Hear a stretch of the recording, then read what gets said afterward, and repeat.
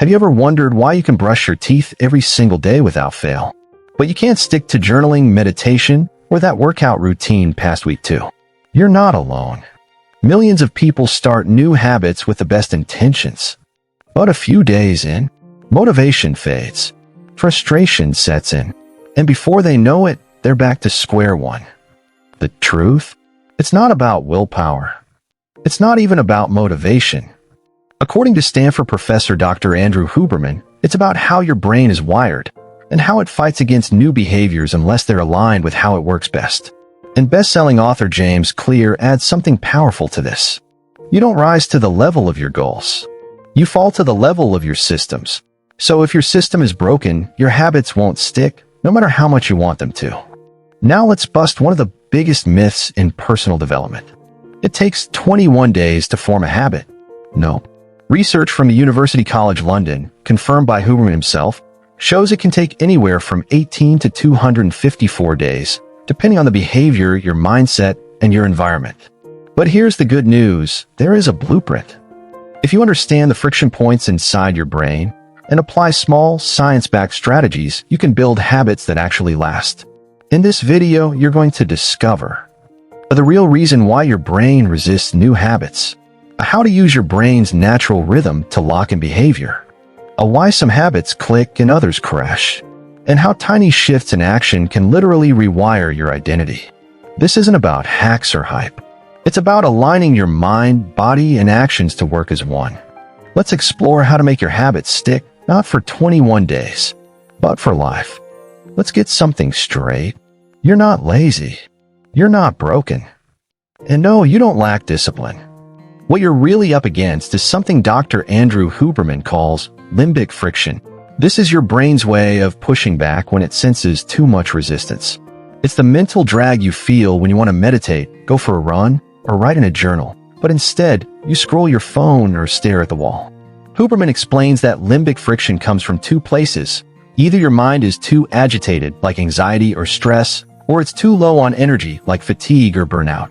Either way, your brain shuts the door on new behaviors that don't feel automatic yet. Now add this to another reality. Most people try to push through with motivation, but motivation is unreliable. It rises and crashes like a wave. That's where James Clear's insight hits hard. Motivation is overvalued. You don't act based on motivation. You act based on your systems. And here's the science to back that up.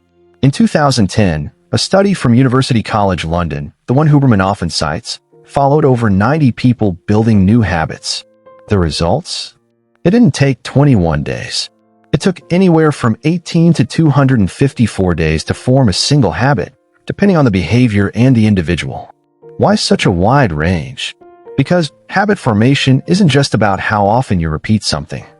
It's about what's happening in your emotional state, your environment, and your mind. This brings us to something psychologists call habit strength.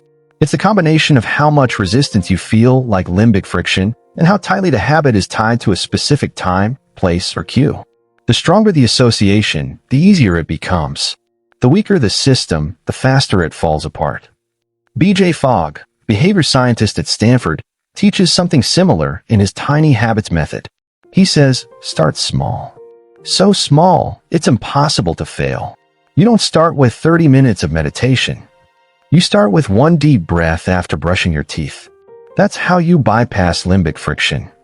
Neuroscientist Dr. Tara Swart adds that when your emotional state is dysregulated, when you're anxious, angry, or exhausted, your brain's ability to rewire itself drops dramatically. That's why trying to power through with willpower often leads to failure. Your brain simply isn't ready. So, how do you make this real? Let's look at people who mastered this invisible loop. Serena Williams started tennis at age 3. But it wasn't just practice. It was deep repetition, reinforced by emotional intensity and structure. Every swing, every step, done so many times that it became automatic. Stephen King writes every single day at 8:30 a.m., no matter what. It doesn't matter if he's tired, anxious, or uninspired. Why? Because he's trained his brain to expect it and execute, no matter the mood. Michael Phelps didn't just swim laps. He practiced mental visualization before every race, replaying the exact strokes, turns, and finishes in his mind till his body followed without thinking. Jerry Seinfeld famously built his comedy writing habit using a simple trick, a calendar. Every day he wrote a joke, he'd mark a red X on the day. His goal: don't break the chain.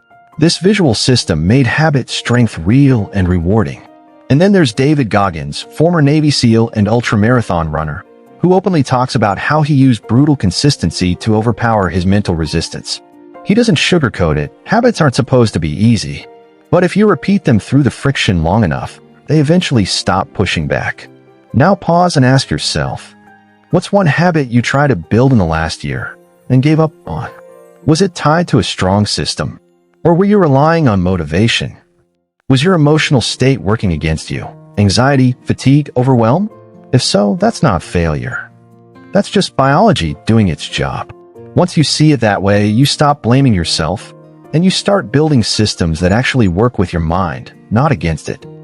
Most people think habits are about repetition. Do it enough times, and it sticks, right? Not exactly. According to Dr. Andrew Huberman, there's a powerful loop running in the background of your brain, and if you don't understand how it works, your habits will never feel automatic. It's called task bracketing. Here's how it works. Your brain has a region called the dorsolateral striatum. This area bookends your behaviors. The moment you start and the moment you end a task gets stamped into your nervous system. That bracketing teaches your brain, this is now part of my routine. But here's the catch. If you start a habit inconsistently, or in it with stress or distraction, your brain doesn't lock it in. That's why starting a new routine at random times, or only when you feel like it, almost never works. James Clear emphasizes this in his book. Habits form based on frequency, not time. It's not about doing it at 6 a.m., it's about doing it consistently in the same context. Now let's take this deeper. One of the most powerful tools for building habits is something most people skip: mental rehearsal. Huberman calls it procedural visualization, a form of visualizing not just the result, but each step of the process. You don't imagine being fit. You imagine tying your shoes, walking to the door, lifting the first weight. This step-by-step mental playback lights up the same circuits that fire during the real habit. Joe Dispenza has a similar teaching. He explains that when you rehearse an action with intention, you're already building new neural pathways. In his words, your brain doesn't know the difference between a real experience and a vividly imagined one. And Dr. Bruce Lipton expands on this by showing how repetition, especially in an emotionally activated state, changes subconscious programming. That's why visualizing while excited, focused, or relaxed makes a bigger impact than doing it while distracted. So, when should you build new habits? Huberman is clear on this. There's a morning window, the first 0 to 8 hours after you wake up, where your brain is primed to lock in new routines. During this time, your dopamine, cortisol, and alertness levels are naturally elevated. You have more neuroplasticity, more energy, and more focus. If there's a habit you're struggling to install, do it in the morning, especially the hard ones. Let's look at a few real examples of this in action. Kobe Bryant was famous for waking up at 4 a.m. to train before school. It wasn't just discipline, it was bracketing, repetition, and identity. He didn't wait for the right mood. He did it until it became part of his neural wiring. Tony Robbins begins each morning with what he calls priming. It's a mix of breathwork, movement, and visualization. Why? To lock in his emotional and mental state and align his body with his goals. He's not reacting to life, he's rehearsing it. Steve Jobs had a very different but powerful habit. Each morning, he'd look in the mirror and ask, if today were the last day of my life, would I want to do what I'm about to do today? That simple reflection shaped his decisions daily. It wasn't productivity. It was awareness plus repetition. And going way back in time, even Buddha taught that habits of the mind must be cultivated first thing in the day. His personal routine included sitting in meditation each morning, before food, before teaching, before anything else. Even without neuroscience, he understood you plant the seed early, or it doesn't grow. So now it's your turn. Close your eyes. Imagine a habit you've been trying to build. Now walk through it step by step in your mind. Feel it. See it. Don't just visualize the end. Visualize the process. Then ask yourself, when will I do this tomorrow? and every day after, so my brain knows it matters. Because once your brain marks it, it remembers it. Let's talk about a different kind of habit. Not one you do, one you become. You see, most people try to build what James Clear calls goal-based habits. They say things like, I want to lose 10 pounds. I want to read 20 books this year. I want to wake up earlier. But here's the problem. Once you hit the goal or miss it, the habit disappears. Because it was never about who you are. It was about chasing an outcome.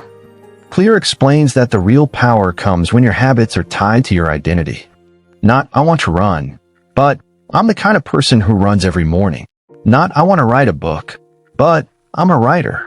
Every action is a vote for the person you want to become. James Clear. Dr. Andrew Huberman backs this with neuroscience. He shows that the more frequently and predictably a behavior is repeated, the faster the brain shifts that action into the automated category. It moves from the effort system into the reflex system. This is the science behind automaticity. Here's where things get even more powerful. Some habits don't just benefit you, they create a ripple effect. These are called linchpin habits. They're the routines that naturally unlock other good behaviors. For example, heavy checkmark, a consistent morning workout boosts your energy, improves your sleep, sharpens your focus. Heavy checkmark, a daily journaling habit helps you process emotions, make better decisions, and stay grounded. Heavy checkmark, a good night's sleep improves memory, hormone balance, and willpower. When you get one linchpin habit right, it acts like a keystone in a bridge, holding up everything else. Neville Goddard once said, assume the state of consciousness of the person you wish to become, and when you repeat that state, through habits, your mind begins to accept it as truth. Napoleon Hill said it like this, repetition of thought creates belief, and belief becomes behavior, which means your habits aren't just what you do. They are what you believe you deserve. Let's bring this to life with people who've lived it. Tom Brady is a perfect example of linchpin habits in action. His training, diet, hydration, sleep, and mental work aren't optional. They're a system. And that system is what gave him the edge for 2 decades. Not just talent, but ritualized excellence. Leonardo da Vinci didn't become a genius overnight. He kept notebooks with drawings, inventions, and observations every single day. His creative identity wasn't based on bursts of genius. It was based on small, consistent habits of curiosity and focus. Matthew McConaughey journals every day, not to write a book, but to reflect, self-regulate, and stay on course. He calls it tracking his frequency. That habit didn't just make him a better actor, it made him a more grounded person. And of course, Dwayne "The Rock" Johnson is famous for his 4 a.m. workouts. But it's not just about the gym. That habit is his anchor. It centers his day. It reminds him that he's in control before the world starts making demands. So here's the truth. You don't need 100 new habits. You need a few powerful ones that support the identity you want to live. Let's pause for a second. Think about the person you admire most. Maybe it's a public figure. Maybe it's someone you know. Now ask, what's one daily habit they've mastered that you could start to? Now think of yourself. Who do you want to become? And what would that person do today without waiting for motivation? Because that's how it works. You start showing up, not to chase goals, but to cast votes every day until your brain and your life say, this is who I am now. So now you know. You don't struggle with habits because you're weak. You struggle because your brain was never taught how to work with change, only how to survive it. What Andrew Huberman calls limbic friction is real. It's the internal resistance that makes even the smallest task feel impossible when your mind is exhausted or overwhelmed. And if you try to fight it with raw motivation, you'll lose, not because you're incapable, but because you're using the wrong tool. James Clear reminds us that your life doesn't change with big goals. It changes with tiny, repeated actions that cast votes for the person you want to become. Think about that. Every time you take one small action, waking up earlier, drinking water, writing a paragraph, showing up when it's hard, you're not just building a habit. You're sending a message to your brain. This is who I am now. And if you choose the right habits, the linchpin habits that support everything else, you make the process easier. You stop relying on force and start moving with flow. Visualizing each step, showing up in your morning window, and repeating until your nervous system says, "I've got this." That's not theory. That's biology. It's also self-respect.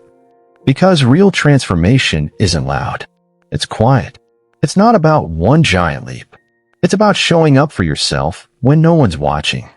So now the question is, what story are you ready to rewrite? And which habit will you use to start? If this message helped you see your habits and yourself a little differently today, give it a like. Subscribe to stay connected with more science-backed strategies and timeless wisdom from voices like Huberman, Clear, and beyond. And if you know someone who's feeling stuck, share this with them. Your identity is not fixed. Your mind is adaptable. And your future, it's being shaped one small vote at a time. You don't need to be perfect. You just need to begin, again, and again, until it becomes who you are. Hey, incredible growth seekers. Wow, what a journey. If this video resonated, subscribe now for more life-changing content. Join our community of self-improvers. Smash that like button to fuel more content on mindfulness, goal setting, and emotional intelligence. Share this video to create a ripple of positive change. Comment below about your growth journey. Your insights shape our content. Next week, boosting self-confidence and overcoming limiting beliefs. Don't miss it. Every interaction brings us closer to a world of empowered individuals. Let's make personal development global. Stay inspired, keep growing. Your best self awaits. Let's unlock it together.